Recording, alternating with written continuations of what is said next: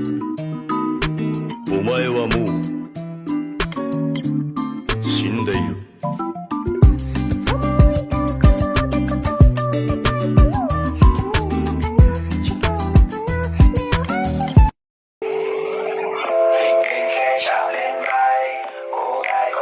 Shall we have breakfast together? Hello, xin chào mọi người nha. Hôm nay mọi người cùng inbox hàng của mình nha. Thì hàng này là từ shop whisky Muso nha. Thì mình có đặt một số whisky để về bán cho mọi người á.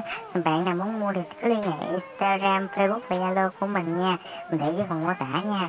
Đầu tiên thì chúng ta có thể thấy là một em hình nhân màu hồng nha. Thì em này giá là 30k nha. Tiếp theo là em cốc gấu nha, em này cũng là 30k nha.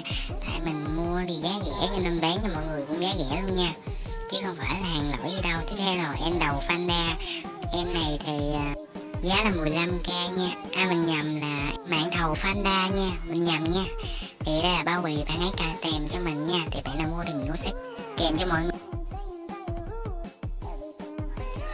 Thì bạn ấy có tặng cho mình là một cái whisky mini và một bộ xi tét nha. Rất cảm ơn whisky Muso nha. Rồi và cùng mình unbox bưu phẩm thứ hai thế nào. Thì bưu phẩm này đến từ Ori Shop nha.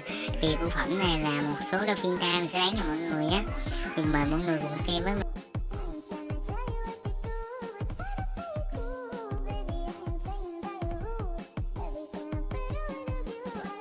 Thì shop này có hàng rất là kỹ luôn nha.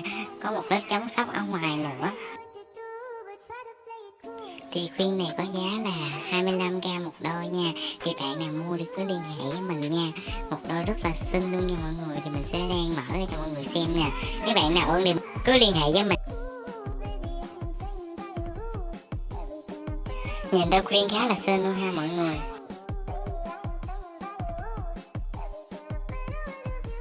Thì mình cũng có mua một số đồ buộc tóc nha. Một đồ buộc tóc có giá là 3k nha.